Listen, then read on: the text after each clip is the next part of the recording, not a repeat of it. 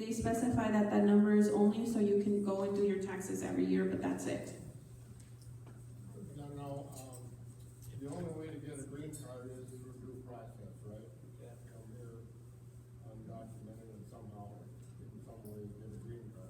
So the question was, can you get a green card? You can only get a green card through due process. You can't come here and then try to get one.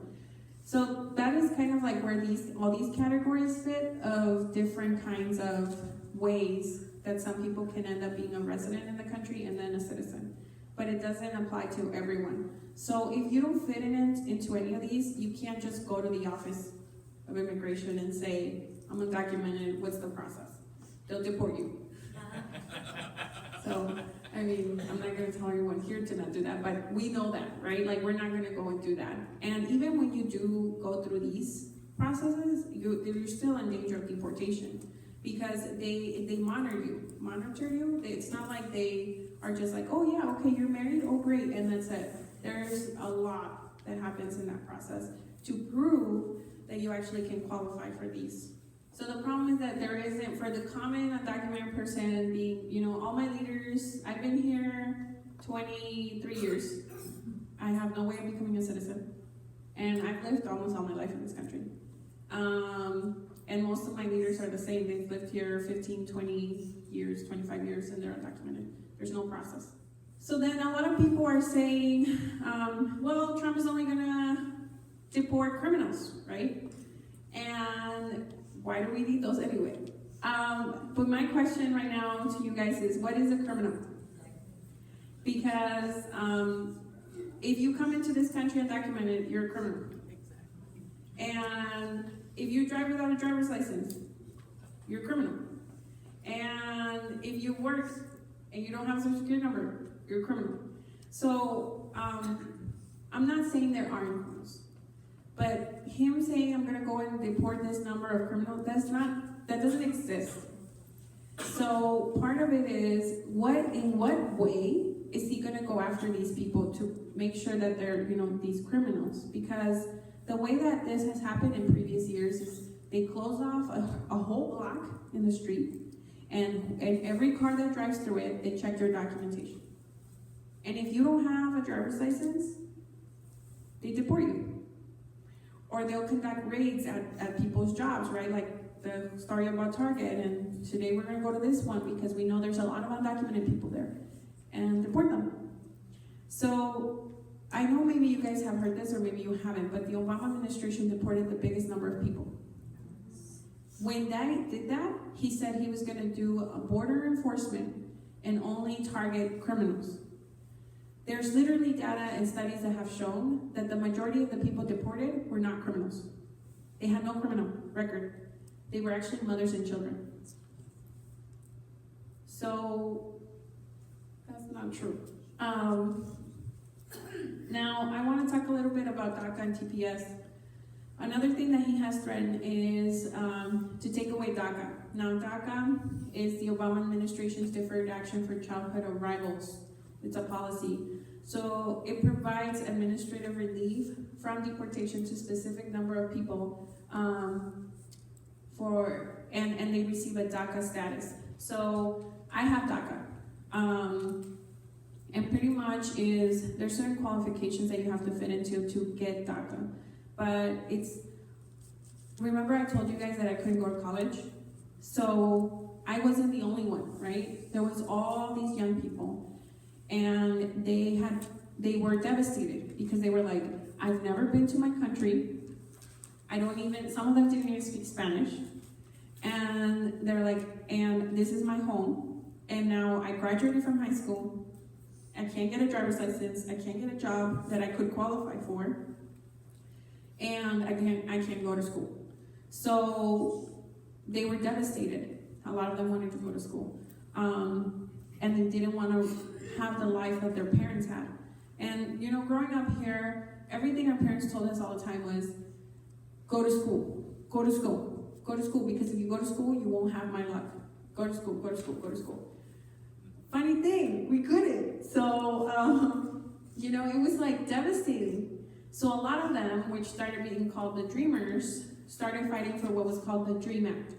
which would give them a status in the country, would let them get a social security number, a driver's license, go to school. And then there was, at some point, a pathway to citizenship. And they fought for it through the, like Obama's first administration, and the second. They fought and they fought and they fought and they fought. They didn't get it. What they got was DACA, which, what DACA is it's just a policy. It's like a permit. So the way you apply for it is you have to, when it took effect, you couldn't be over 30. You had to be, you had to graduate from high school from this country. You had to be here a certain amount of years.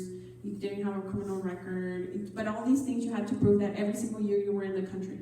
Every single year. And a whole bunch of other stuff, like literally piles of documentation.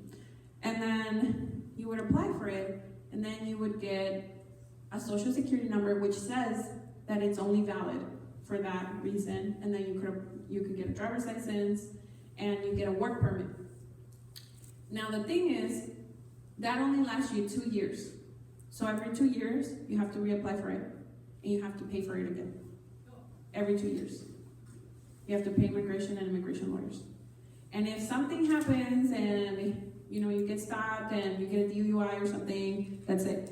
No more DACA for you. It's over. And there's no pathway to resident or citizenship ever.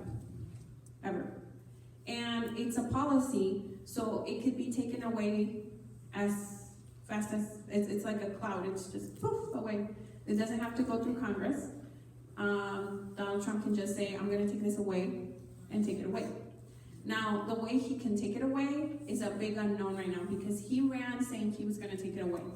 So dreamers everywhere are in depression mode right now, because they don't know if their whole life is going to come apart.